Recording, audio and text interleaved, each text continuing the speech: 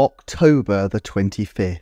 It might look like just another day, but it has a particular significance for Nintendo, and it may be that somewhere, somebody in Nintendo HQ is getting antsy as it hove into view. You see, October the 25th is not just an ordinary day, but it is the anniversary of the release of the Nintendo Switch Online Expansion Pak, which of course renews annually. Now, NSO uptake, and as far as we can tell, Expansion Pak uptake as well, has been progressively growing over time, and this is great news for Nintendo as it gives them a steady flow of predictable income and gives them some guarantee that their player base will be sticking around. It's also a lot easier to keep existing customers than it is to get new ones, so it makes a lot of sense for Nintendo to make particular effort to tie people into their online service. The holiday season game that seems bound to sell the most for this year is Super Mario Party Jamboree, which has a heavy multiplayer mode, and it's been announced that copies of the game will come with 3 free months of Nintendo Switch Online, a move surely geared to widen the player base for the core service as much as possible. But the expansion pack is a different matter. Whereas the base tier has 1 month, 3 month and 12-month options, the expansion pack renews on a 12-month cycle.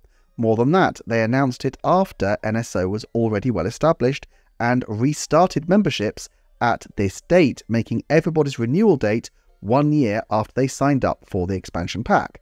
Now, Nintendo has always been cagey about the precise numbers of people who got the expansion pack, but we know that 3 million signed up for the base service as of December 2018, raising to 9.8 million by the following April, and it was 38 million this time last year. Now, the people likely to go for the expansion pack would tend to be the more dedicated players who might also be Switch early adopters, so it's possible that the early take-up of the expansion pack may be similar to the roughly 10 million that took up the offer in the first few months when, let's remember, the service was as bare bones as LeChuck from Monkey Island. Logically, there are reasons to think that the number will be lower, such as that it's more an expensive service, and reasons it might be higher, such as that the Switch now has a massive install base, and even if people weren't hooked into this ecosystem in 2018, they may well have been by October 2021. Clearly, though, not everybody would have jumped aboard the expansion pack day one, and perhaps those who did are the most loyal people who would be least likely to cancel. But anytime you have a large number of people with renewal dates in sync, it introduces a particular level of risk. The risk that you could see a large number of people cancelling all at once as well. Now, Nintendo has guarded against this to some degree. When they announced Game Boy Advance for the expansion pack, they did so in February, giving them a second point in the year where take-up doubtless spiked upwards, and it wouldn't astonish me if a further major expansion was timed for perhaps a June window to further spread out the renewal rate. Also, while the likely 40 million subscribers is a lot of people, presumably this includes individual people on a family membership, and since family memberships allow up to 8 people, and the terms are quite generous enough that many people pool memberships, the price per member is quite low. Individual expansion pack membership is $20 more than the base price, while family membership is $35 more than the base price, so let's assume that in the absence of any other information, that the average expansion pack member is paying about $15 just for the expansion pack portion of the online service, not counting the core NSO service. And there are, let's say, 5 million people renewing between October the 25th and Christmas. That's about $75 million on the table, or 2.5% of the roughly $3 billion that were the net sales of Nintendo's first-party games in the first quarter of this year. So purely in cash terms, you might think, what's the big deal? Even if all these people bailed, and most won't as we expect them to be the more dedicated fans, it's a rounding error in the scheme of things. But of course, it's not just about cash in hand, but about the commitment to the Nintendo ecosystem. If people are dropping out of the expansion pack, it is indicative of a disengagement with Nintendo products as the Switch ramps down its lifespan. Now, there are a few ways they can play this. One is that they can wait and watch and look for information. After all, if retention is fairly resilient, that actually tells Nintendo something important too.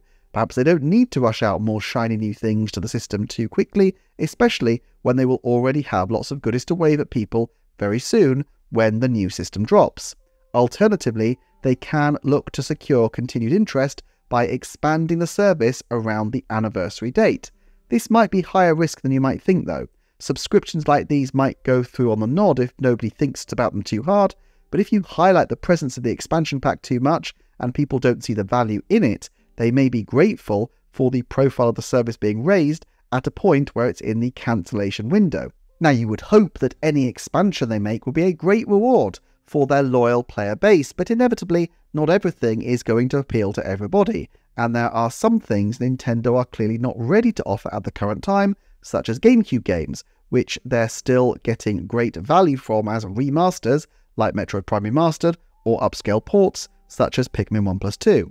Sometimes, as Falstaff said, the better part of valor is discretion, and Nintendo may decide that if they don't have something overwhelmingly compelling to offer, they might actually be better to keep quiet. Of course, Nintendo has a lot more information that it can draw on to make its judgments. It knows how many people have already cancelled automatic renewal long ahead of time, and how many people regularly do so. It also knows who isn't using the service but is still paying for it. A July 2023 report from the UK Citizens Advice Service said that 1 in 10 people were paying for a service they didn't actually use. I think it's also telling that they've never boasted about expansion pack uptake rates in the same way that they promoted their Nintendo Switch Online uptake. If they were incredibly proud of it, I'm sure they would do so, but that's not to say that the uptake rates were necessarily disappointing either. It may also be that they're just uncertain about how good retention will be over the longer term, and didn't want to get into a position of having to announce that their new service was losing members.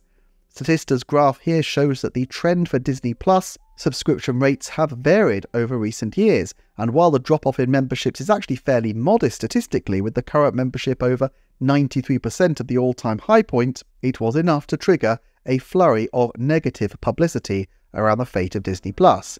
Now, Nintendo is in a much stronger position than Disney because it has far less invested in its online service. Apart from the DLC titles, which they're still selling separately and could be expected to do rather well since the NSO DLC is for 3 huge selling games, Mario Kart 8 Deluxe, Animal Crossing New Horizons and Splatoon 2, little on there is particularly new, with the console content being stuff they've had in their archives anyway, and are just seeing if this is an effective way to monetize it, while titles like F-Zero 99 are tied to the base Nintendo Switch Online service and not the expansion pack.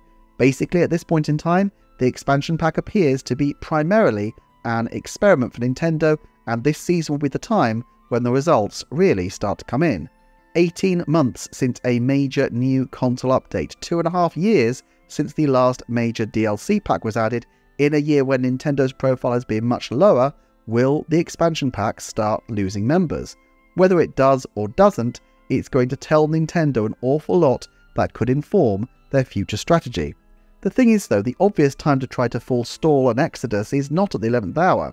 It would have been back in June, when people couldn't cancel on a whim, and any new joiners would have once again evened out the join dates of new members across the year.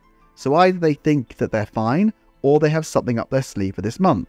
I have suggested before that having particular offers linked to the Switch successor exclusive to the expansion pack members would be an incredible way to revive hype around the expansion, just at a time when people might be forgiven for wobbling on their subscription decision.